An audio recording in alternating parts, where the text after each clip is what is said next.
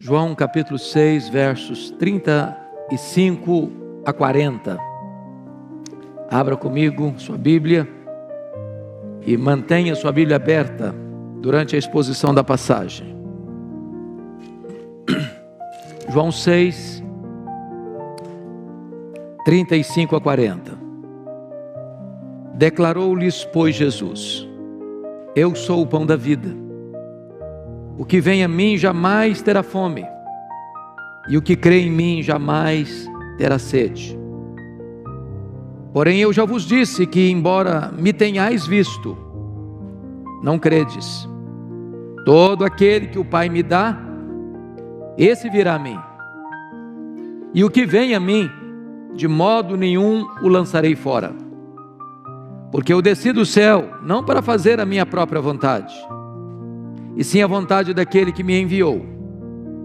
E a vontade daquele que me enviou é esta: que nenhum eu perca de todos os que me deu. Pelo contrário, eu o ressuscitarei no último dia. De fato, a vontade de meu Pai é que todo homem que vir o Filho e nele crer, tenha vida eterna. E eu o ressuscitarei no último dia. Amém. A tônica deste culto é tratar da segurança da salvação. E hoje eu gostaria de falar sobre a graça, o fundamento da salvação. Uma verdade, irmãos, insofismável das Escrituras é que Deus salva pecadores pela sua graça e para a sua glória. Esta é a base, esta é a essência desta mensagem. De capa a capa, de Gênesis a Apocalipse, esta verdade está posta.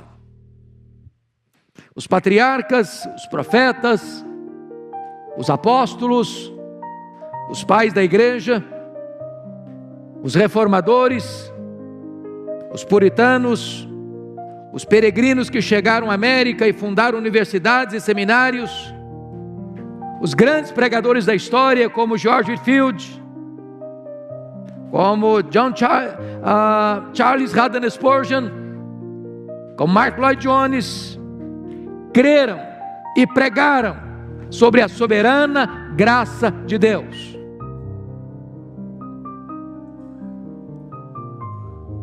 Os grandes avivalistas, os maiores missionários que desbravaram e avançaram no reino de Deus, pregaram esta verdade.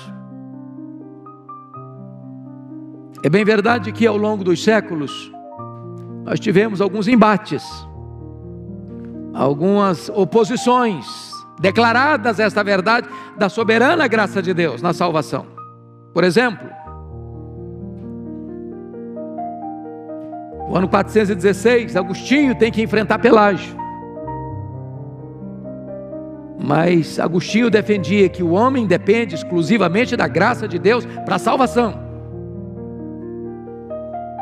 Na época de Lutero, ele teve que enfrentar Erasmo. Lutero afirmava categoricamente que você e eu precisamos totalmente da graça de Deus para sermos salvos.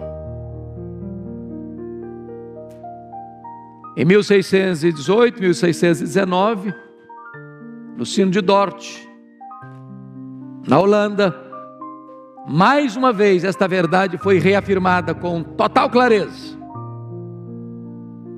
Então eu gostaria de dizer a vocês que a nossa salvação não é, numa linguagem teológica, eu explico, sinergista, mas monergista.